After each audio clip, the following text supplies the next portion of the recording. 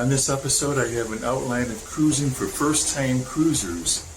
I've been cruising since 2004.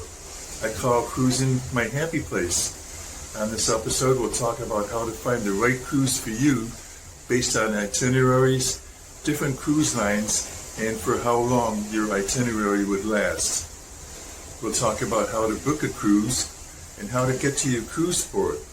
And we'll also talk about what happens when you get there and what to expect when you get on the ship. If you've never been on a cruise before, you're most likely to be very overwhelmed by the number of choices, the different cruise lines, the different sizes of ships, what's on the ships, what you can expect when you go on a ship, what your daily life would be like. A lot of people are concerned about seasickness, especially first-time cruisers, and things like that. You're going to want to know what cruise line you want to go with. There's different kinds of cruise lines and there's different sizes of ships. So I'm going to go down a list of some of the more popular cruise lines just to give you an idea of what's out there and what the different cruise lines are like. Now be aware that there's a lot more cruise lines that I'm not going to be going through. So if you want something that's out of the mainstream, you might have to do a little bit more research to see what's out there. So going down a list in alphabetical order of some of the more mainstream cruise lines, we can start with Carnival. Carnival is probably one of the most well-known cruise lines because it's one of the most affordable. It's very family-oriented and is also known as a party cruise. Celebrity Cruise Lines is a bit more upscale. On Celebrity Cruise Lines, you won't find a lot of water parks and slides and things like that. Celebrity Cruise Lines tend to be a little more hip and sophisticated. Costa Cruise Lines is an Italian cruise line and probably just as budget conscious as Carnival. In fact, it's owned by Carnival. They're very similar to Carnival, but the main difference is that they are Italian and focused more on Europe, although you can find some of their cruises in the United States. Cunard Cruise Lines is very British. It's a cruise line that's often used for transatlantic cruises and the British Isles. Cunard is high-end, and their voyages can be longer and more expensive.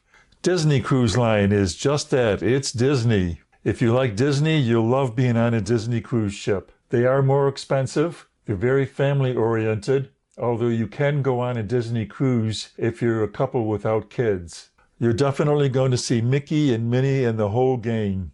Holland America Cruise Line has mid-sized ships, and they tend to cater to more mature travelers. MSC Cruises is another Italian-based cruise line. They are often more affordable, even in the United States. They're not quite as well known in the United States, but they are definitely in the mainstream, and you can find mid-sized ships and large ships with MSC. Norwegian Cruise Line is known for its freestyle traveling. They have a lot of different dining options where you can dine on your own schedule. They really emphasize the freestyle dining experience. Princess Cruise Line appeals to all different ages. They can be for families and they can be for couples. They tend to focus on a more upscale experience at a reasonable price. Royal Caribbean is the largest cruise line in the world and also has the largest cruise ships in the world. They have a lot of different activities. They are very appealing to families and value-focused travelers. So that's a list of some of the major cruise lines around. There's a lot more cruise lines out there, and if you'd like to know more about them, you can do an internet search or you can talk to a travel professional.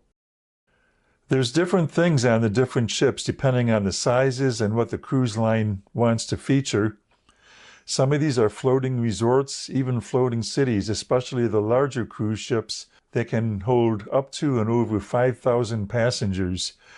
We're talking about pools, water slides, kids areas, adult areas, spas, the casino, go-karts, basketball courts, ice rinks, and for activities you have parties with DJs and musicians and comedians and shows in the theater.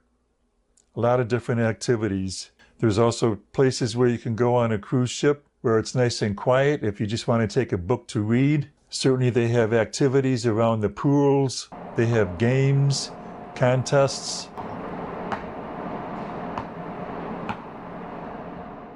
So what about seasickness on a cruise? A lot of first-time cruisers worry about this. My personal experience is that I have never been sick on a cruise. I don't know if I'm just lucky or what the situation is, but I recognize that it does affect some people. My best advice is to figure out before you go on the cruise what works best for you. If you think you're going to need a patch or a wristband or some kind of medication, my advice is to bring it with you. If you try to purchase it on the cruise ship, it's going to be more expensive. Another piece of advice for avoiding seasickness is to get a cabin that's more towards the middle of the ship and on a lower deck. Once you find the cruise that you want to book, you have to find a way to book it. And here's how you can decide. You can book it online, you can talk to a travel agent, or you can call the cruise line itself. A lot of your research can be done right online by yourself, just to compare, and you can book it online, or if it's too confusing for you and you'd like to have a travel professional help you, you can get a travel agent or you can call the cruise line directly. So how much does a cruise cost? It varies. There's a lot of different things that go into what the price is. They can be the age of the ship, the size of the ship, how long the cruise is, where it's going, and what kind of amenities are included in the cruise. The cost of a cabin on a cruise ship is generally broken down per person. Most cruise ship cabins can have either 2 people or 4 people, with some that are 3 people and some that will be suites, mini suites, and other types of cabins that will hold larger groups of people. The cost per person for the first 2 people is usually one price, and the third and fourth person may be a lower price, depending on what kind of a sale the cruise line is offering. When you look at cruise prices on a website, generally speaking, you're just going to see the cost of the cruise fare itself. Often that price does not include taxes, port fees, and service fees. The cost of your cruise is also going to be determined by which cabin category you want. You can have an inside category, you can have an ocean view category, which is basically a window, or you can have a balcony category. There's also suites and mini suites. Your placement on the ship is going to matter whether you have a lower deck, a higher deck, the front end, the middle, or the back end. If you talk to a travel professional, they should be able to go over what all of these costs include, and they should also go over the fine print. You need to know what the fine print is when you book a cruise. That's going to include such things as when your payments are due, what's refundable, what's not refundable, and when certain parts of your costs are not going to be refundable after a certain date. One of the biggest problems that I see when people are booking and paying for cruises is that they don't know what they are getting themselves into. If you're a first-time cruiser, the website can give you a lot of information, but it might not tell you everything that you should be aware of. One thing you really need to consider is trip insurance. I can't emphasize how important trip insurance is. I've had to file claims multiple times myself because of trip interruption or getting sick or not being able to get on the cruise to begin with because of sickness or illness. I can give you a couple quick examples. On a couple occasions, my first wife had some serious health problems that we ended up needing to cancel the cruise before we even were able to get on it. Because we had already purchased trip insurance, we were able to get refunds. When I was in Alaska after a week and it was time for me to get on a cruise, I tested positive for COVID. So Stacy and I were not able to go on the cruise, but because we had purchased trip insurance, we were able to get a refund, and we applied the money that we got from a refund, and we used that money towards paying for rebooking the cruise the following year. There was another time I was not on a cruise, but I was in London and I had a gallbladder attack. I ended up in a London hospital for 5 nights. That portion of my trip was interrupted. I filed a trip insurance claim and I got some benefit from being able to fly in the business class section on the flight home because I had just gotten out of the hospital. I wanted to be able to lie down on the 7-hour flight home. The hospital staff told me that another American had been in that hospital earlier that summer, and with the condition that he was in, he needed special arrangements to get home, and it cost him $70,000, and he did not have trip insurance to pay for it. Also, when you purchase trip insurance, make sure that you get an insurance policy that covers the beginning of the trip and the end of the trip. Some of the cruise trip insurance policies that you can purchase through a cruise line do not include your transportation to the ship and from the ship. So if you have a problem with flights going to the ship, it might not be covered by the cruise line's trip insurance. I always use a third-party insurance company to purchase my trip insurance. Another thing that you're going to see on your cruise bill is the service fee. Traditionally, this was called gratuities and it was optional. Technically, it is still optional, but they charge for it and put it on your bill. You can often pay for it ahead of time, and this generally covers what you need to cover for tips. Now, some people still like to tip above and beyond what they already paid for on a service fee, but that is absolutely your choice or not. A service fee will cover the work that the hardworking crew does for you on a cruise ship, including your cruise cabin attendant or the housekeeping person who takes care of your cabin. The service fee also pays for other crew members that are working in other parts of the ship that you don't see. And if you do choose to tip your room attendant or other crew members on the ship, they are always happy to take cash. There are different types of drink packages on a ship, and they vary by the cruise line. Most of them include some form of alcohol or soda pop packages, or what you might call non-alcoholic packages. There's too much of a variety in them for me to go over them individually here, but if you're interested in some kind of a drink package, read about it when you're booking your cruise and decide what works best for you. You don't have to buy a drink package. There are some drinks that you can get for free, such as the fruit drinks that you can get from the fountain at the buffet, or coffee, and you can always get water right out of the tap in your bathroom. That water is as clean and pure as you will ever find anywhere.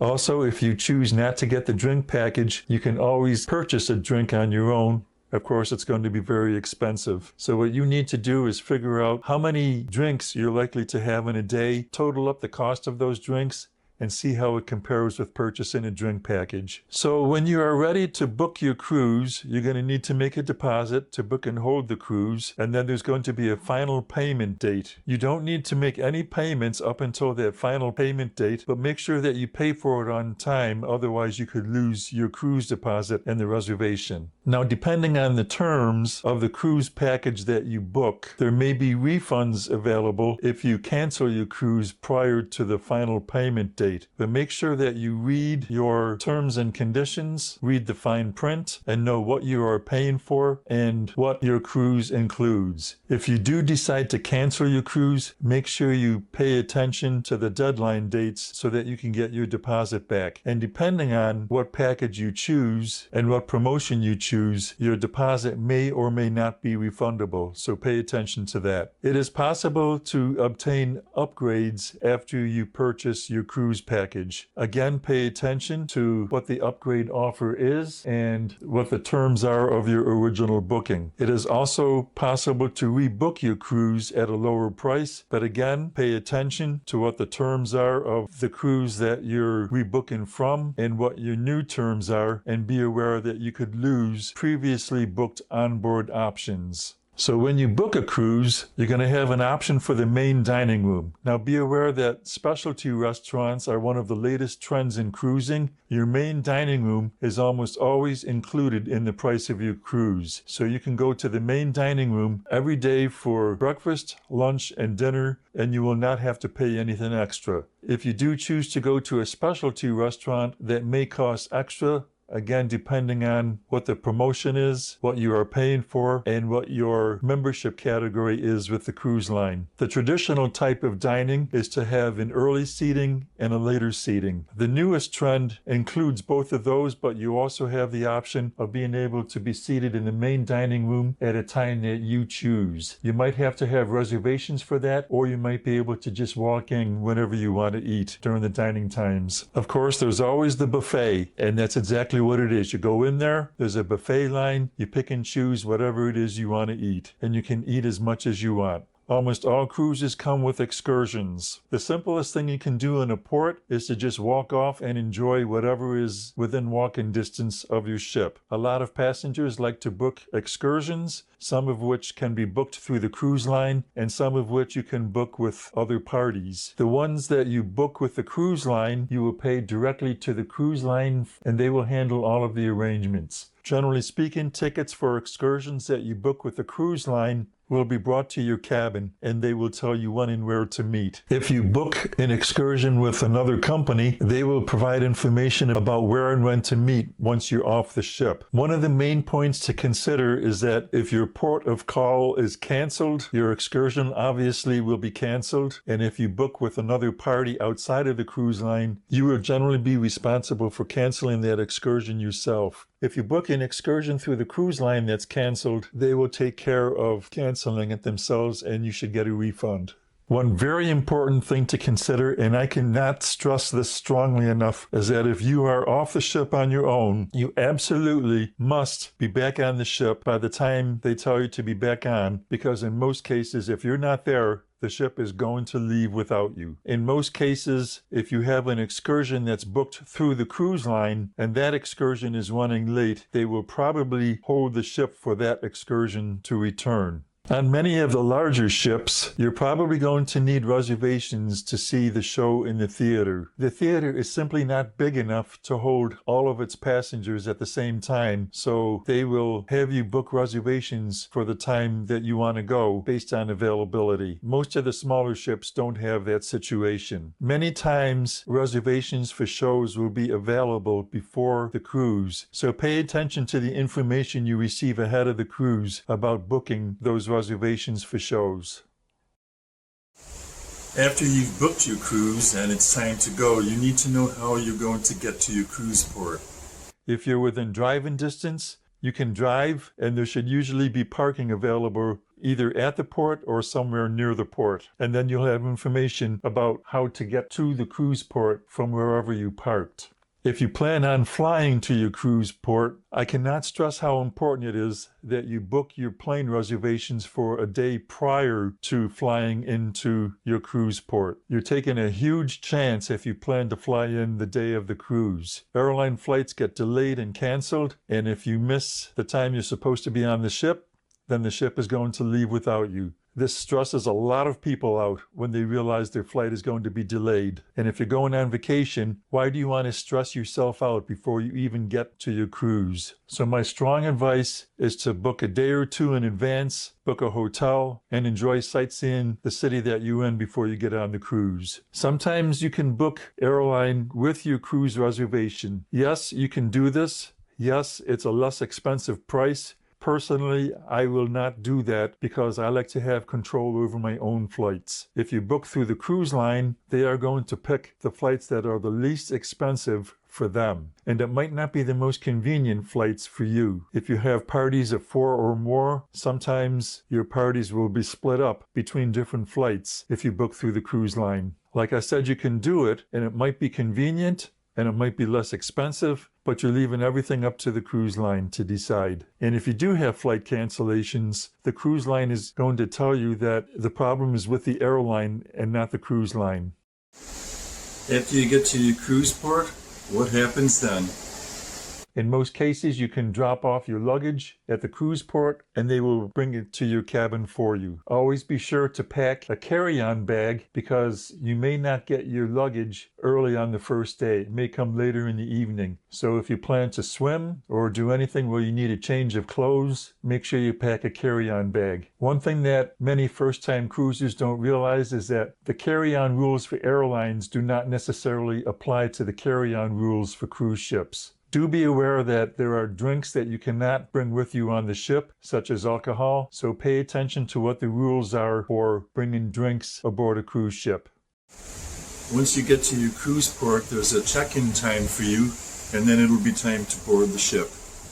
Your cruise line should have given you a check-in time. This is not the time that you're going to get on the ship. This is the time that you're going to arrive at the cruise port and check in. So when you check in, you need to have your cruise papers, which can be either online or printed out from a website or your email, and you're going to need your passport. Now, it's true that some cruises don't need a passport. My personal advice is get a passport because you never know what's going to happen on that cruise. if you get diverted to a different cruise port, or if the cruise is cut short for some reason and you're stranded somewhere. Personally, I can't think of a better way to deal with the whole situation than to have a passport with you. But if you do decide to go on a cruise without a passport when it's not required, then make absolutely sure you know what the requirements are. Ask your cruise line. When you arrive at the port, you're going to drop your luggage off. There will be porters out there who are going to ask you for your documentation to show which cabin your luggage is supposed to go to. Hopefully you got luggage tags ahead of time that you put on your luggage. In any case, if you didn't do that, they will have tags there and they will make sure that it's assigned to go to the correct cabin. So you drop your luggage off and then you head inside. First, you're going to go through security. They're going to scan you and your carry-on luggage just like they do at the airport. You don't need to take shoes off or anything like that. After that, you're going to get in line, and hopefully it's going to be a short line to the check-in counter. At the check-in counter, they are going to take a picture of you if you didn't do that ahead of time, and they are going to finish out any information that you did not provide on your online check-in ahead of time. They will ask you for your cruise documentation and your passport or what other form of ID that you're using. After that, they are going to hand you a card. It's the size of a credit card, and it has information on it along with your muster station.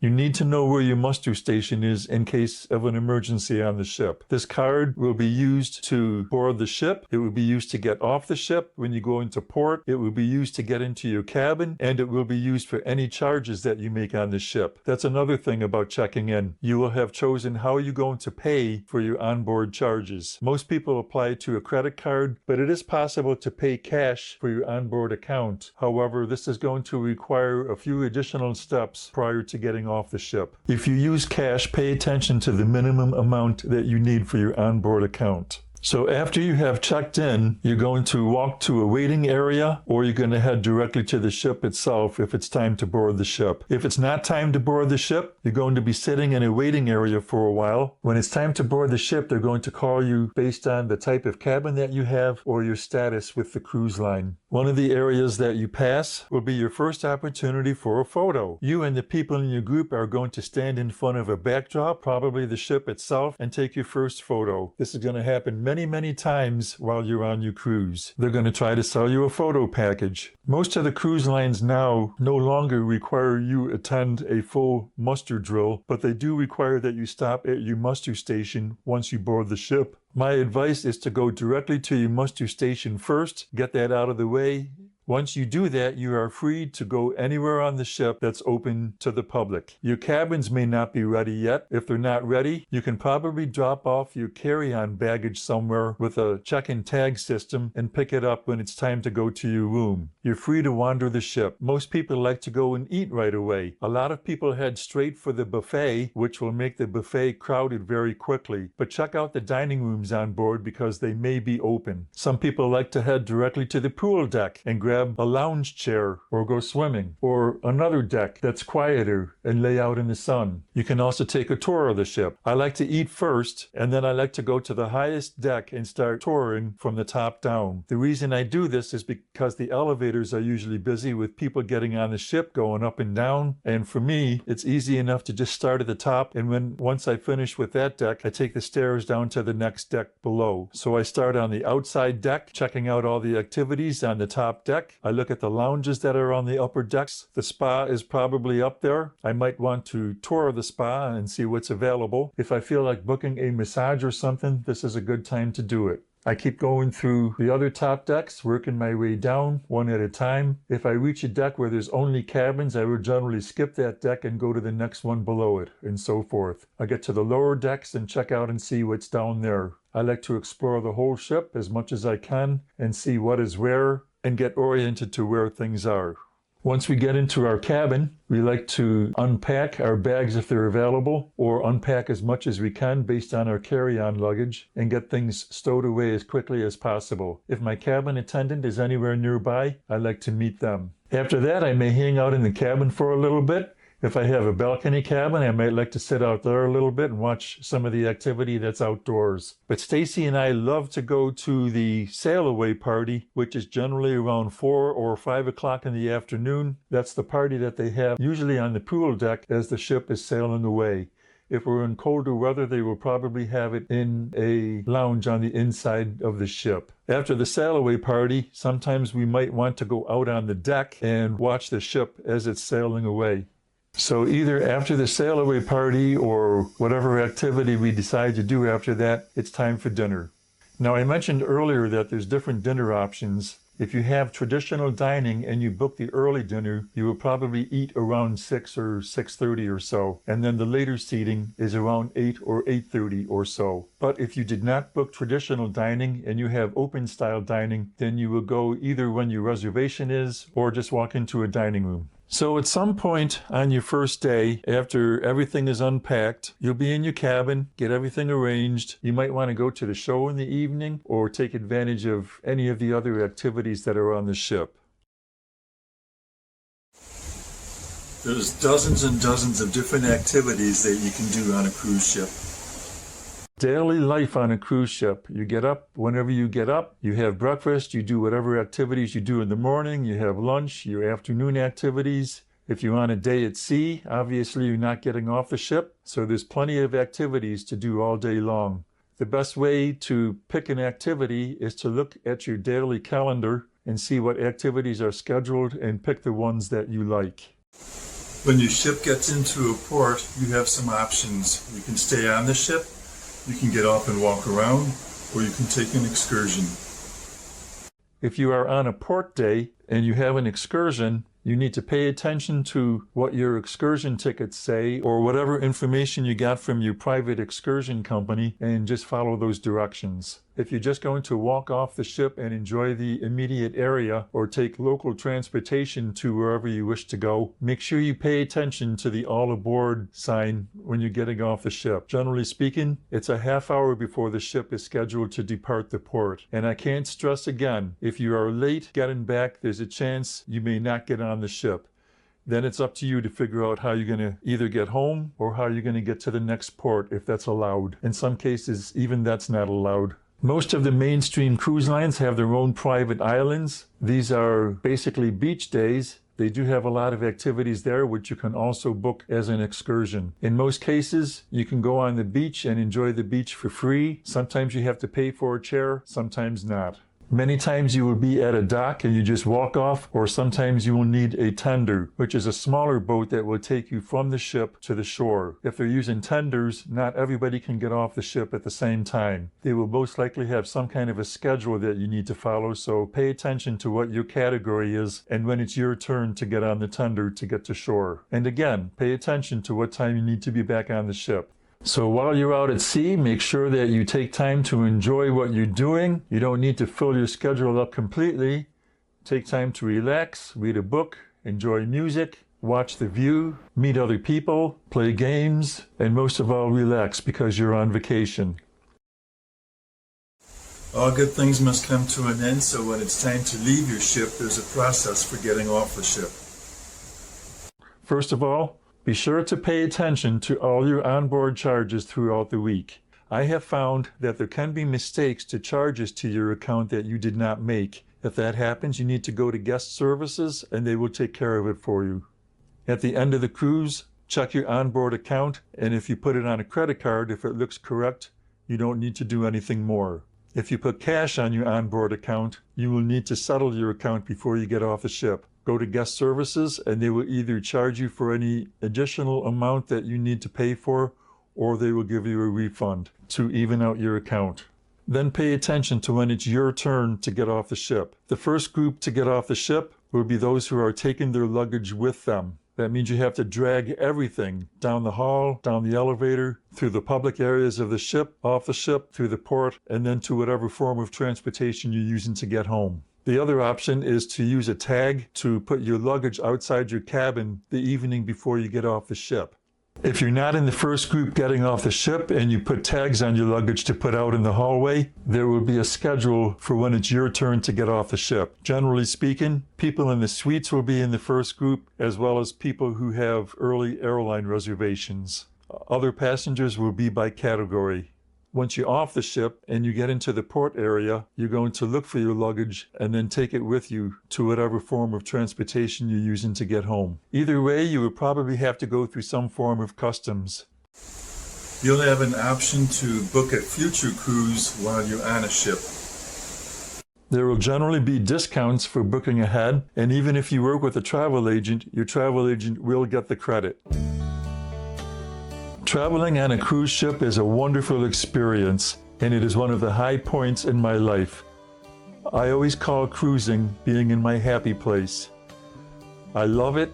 I love unpacking once, staying in my floating hotel, and being able to see a different view outside my window every day. I feel very lucky that Stacy also feels the same way, and we love traveling the world together as a couple. We are not rich by any means, but we do prioritize what we pay for in life to make sure that cruises are affordable to us. If you've never cruised before, hopefully you've learned something from this video. I hope I haven't missed too much, and you can certainly send me a message if you have any questions. I don't advertise myself as a travel agent anymore.